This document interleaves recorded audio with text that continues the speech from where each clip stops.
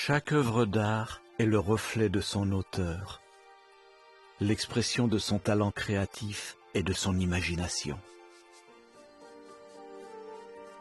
Mais cela n'est-il vrai que des œuvres d'art faites par l'homme, ou peut-on aussi le dire de la nature? Nous sommes entourés de couleurs spectaculaires. Où que nous regardions, des nuances et des teintes variées s'offrent à nos yeux.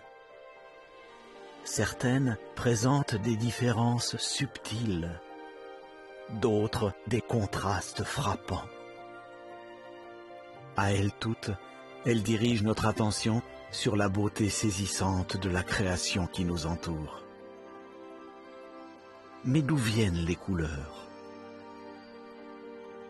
La réponse tient à la nature de la lumière et à son interaction avec différentes surfaces.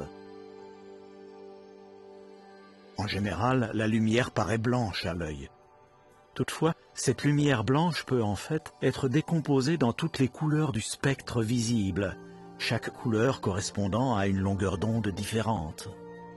La plupart des objets contiennent des substances chimiques appelées pigments, qui absorbent certaines longueurs d'onde et en réfléchissent d'autres. C'est ce que chaque objet réfléchit vers notre œil qui provoque la merveilleuse diversité de couleurs que nous voyons. Parmi les plus belles couleurs que l'on trouve dans la nature, il y a celles qui résultent d'un phénomène appelé iridescence. Ces couleurs brillantes changent selon l'angle sous lequel on les regarde. Qu'est-ce qui est à l'origine de ces couleurs chatoyantes? Dans la plupart des cas, l'iridescence est due non à des pigments, mais à la structure bien particulière de la surface de l'objet. Les ailes du morpho, par exemple, sont recouvertes de minuscules écailles semi-transparentes. Chacune des écailles est constituée de fines couches de crénelures microscopiques, régulièrement espacées, et qui, elles aussi, portent des crénelures encore plus fines sur les côtés. L'espacement entre ces minuscules lamelles est inférieur à la longueur d'onde du spectre visible. Les lamelles décomposent donc les ondes de lumière, ce qui crée des interférences. En conséquence, certaines couleurs s'affaiblissent, tandis que d'autres se renforcent. Les ondes lumineuses renforcées sont diffusées vers notre œil en un bleu brillant. Assurément, ces magnifiques œuvres d'art sont le fruit d'une conception ingénieuse et complexe. Ces couleurs spectaculaires ne se trouvent pas uniquement dans les objets qui nous entourent. Elles sont aussi au-dessus de nous. Quand il descend sur l'horizon, le soleil couchant pare le ciel de couleurs magnifiques. Qu'est-ce qui est à l'origine de ce chef-d'œuvre? En entrant dans l'atmosphère, la lumière du soleil frappe des molécules d'air et des particules de poussière qui dispersent les ondes lumineuses. Cependant, le degré de dispersion de ces ondes dépend de leur longueur. Les ondes bleues, qui sont courtes, s'éparpillent largement dans l'atmosphère.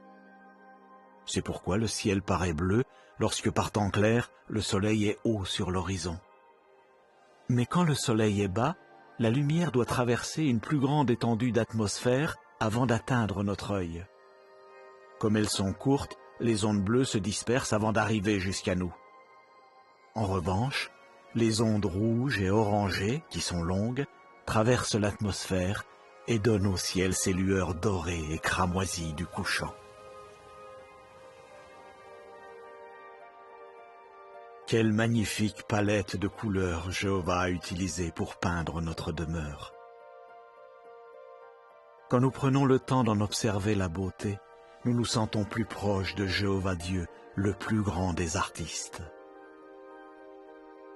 En effet, de même que toute œuvre d'art est le reflet de son auteur, de même les superbes couleurs que Jéhovah a données à chacune de ses créations nous rappellent quotidiennement combien il nous aime.